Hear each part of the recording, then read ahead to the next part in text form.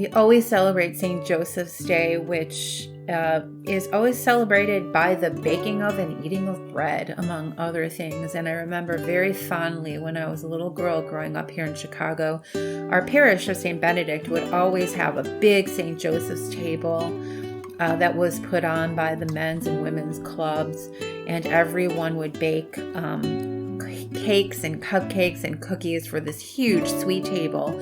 But the centerpiece of the sweet table was breads, beautiful braided breads, wreaths and crosses made out of bread. And my Uncle Norbert was the one who made so many of these breads. He was a baker who had been trained to bake when he was in the Navy during World War II. And when he returned after World War II to Chicago, he continued to work in bakeries, and he taught myself and my cousins how to bake when we were little. And I remember so fondly all of the wonderful rolls that he made. He made a roll for each person to take home from the St. Joseph's table, and they were almost always covered with delicious poppy seeds.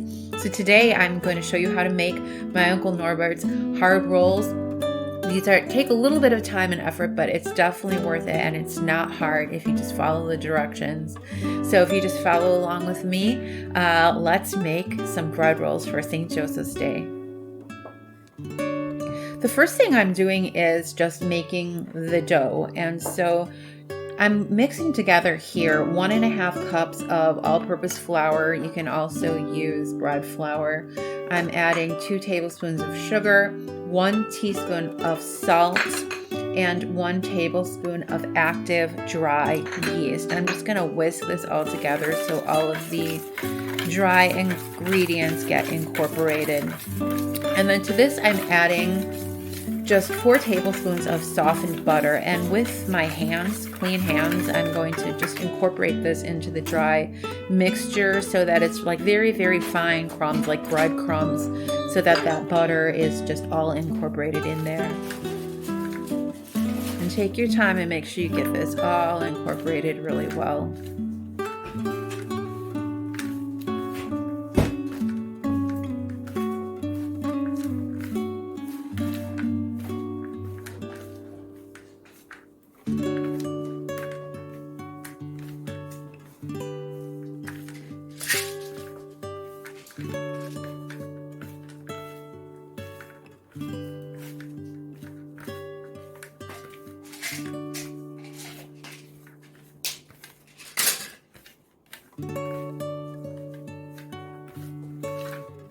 I'm on fire. Da, da, da. So then to this, I'm going to add 1.5 cups of warm water. You don't want this to be too hot because you'll kill the yeast. So just warm, so you know like this is warm water when you feel it. And then we want to stir this up really well. We want to beat this together for 5 minutes so it's very smooth and everything gets really incorporated. So just keep beating until this is really smooth. Now you can do this in a stand mixer if you have one. I broke the glass bowl of my stand mixer right before Christmas, as luck would have it. I haven't been able to get another one yet, so I've been doing everything by hand. So I'm just going to beat this for 5 minutes, and then I will see you back in just a minute.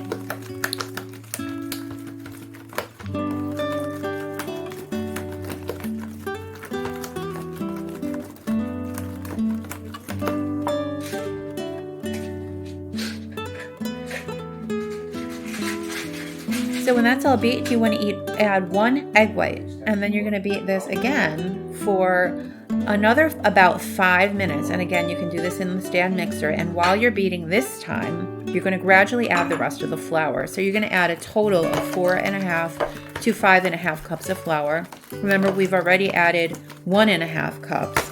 So I'm just going to start adding flour to this. And I think when I did this, I ended up using a total of about 4.5 cups of flour. Make sure you keep beating the flour in really well so that you know there's not too much flour in it, because you can always add more but you can't take it out.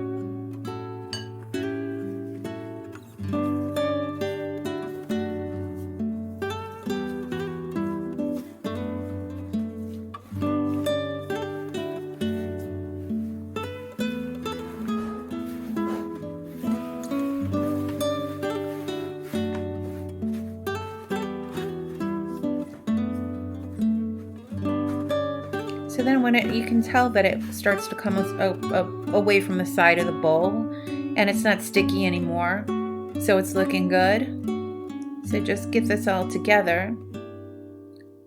Because now what we're going to do is we're going to knead this for a while. And you can do this with your dough hook on your stand mixer, which is a lot easier. You can also knead it by hand, which I'm going to do today.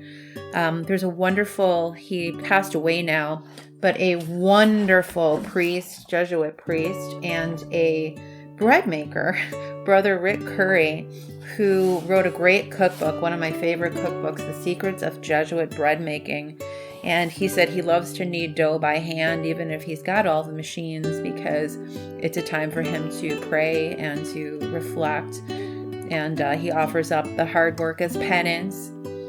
And that's good. So that's what I'm going to do today, is I knead my dough here by hand on this lightly floured board or marble workspace. I'm going to think about Lent, and I'm going to say some prayers and offer up this hard work, which is definitely worth it for my sins and for the souls in purgatory. So this is going to go on for about 8 to 10 minutes, and then I will see you back when my bread dough is kneaded, and I'll show you what we do with it then.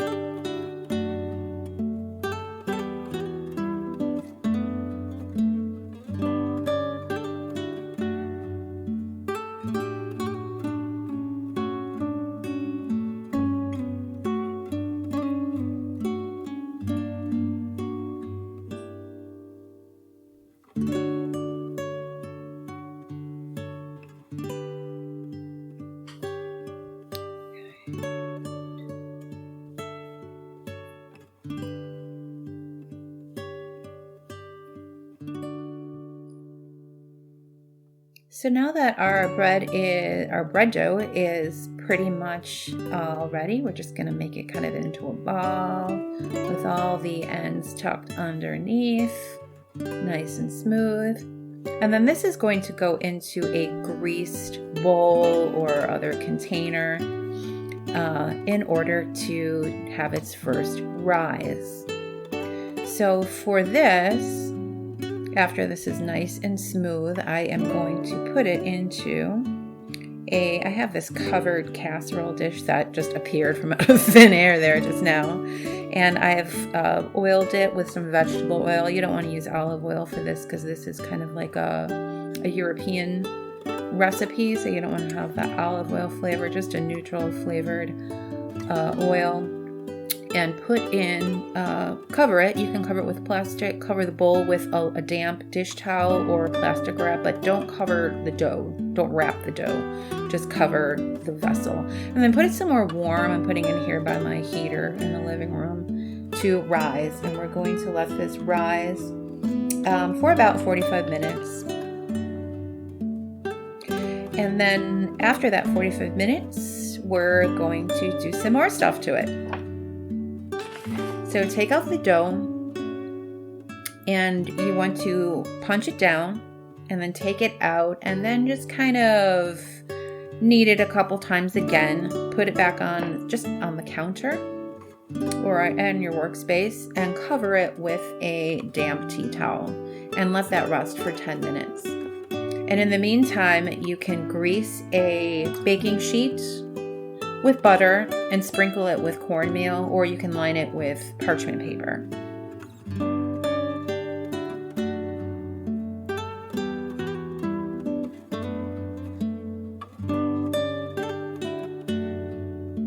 So now we're going to shape the rolls. So this is a little bit tricky because of the number.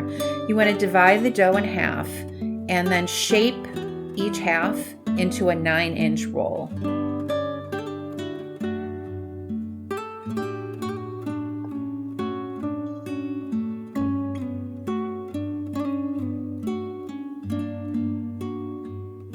Cut each roll after you've shaped it into 9 pieces. So you're going to cut each one into 3 sections, fairly even, and then each one of those into 3 sections. And it's really good if you have a little kitchen scale so that you can get the exact right, the same amount of dough, same weight in each roll. But I don't. Shame on me. So I'm just doing this by eye. And I'm just kind of feel it with my hands. I'm going to kind of weigh it. And if I feel that one is a little lighter than the other, I'll take out off a piece and put it on the other one. But this is really not an exact science, unless you want it to be. And then you can make it an exact science with your scale. But that's not how I roll, as you can see. Roll. Oh gosh, no pun intended, honest. So when we get, we're going to end up with 18 rolls when we're done here. And the way we're going to shape these rolls is important because it creates the texture of the roll. So what you're going to do is kind of tuck the ends of each one and roll them into a ball. And I'm going to show you how to do that in just a moment. And we're going to seal the bottoms as well by pinching them together. So you see, I'm just kind of feeling these to make sure they're all kind of the same weight, because that way they're all going to bake at the same rate and be done at the same time, which is very important, especially in bread baking.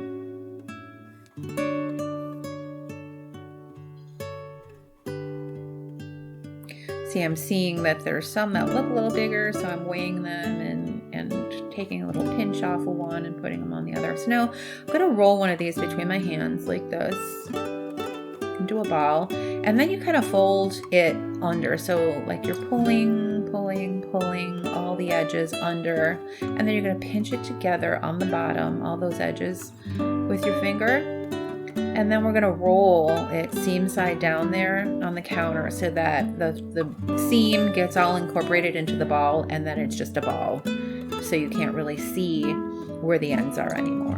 And then we'll put it on our cornmeal or parchment lined greased baking sheet. And we'll just do these with all of them.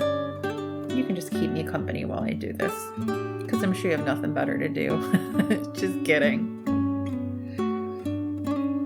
Another long process that you can use to say some prayers.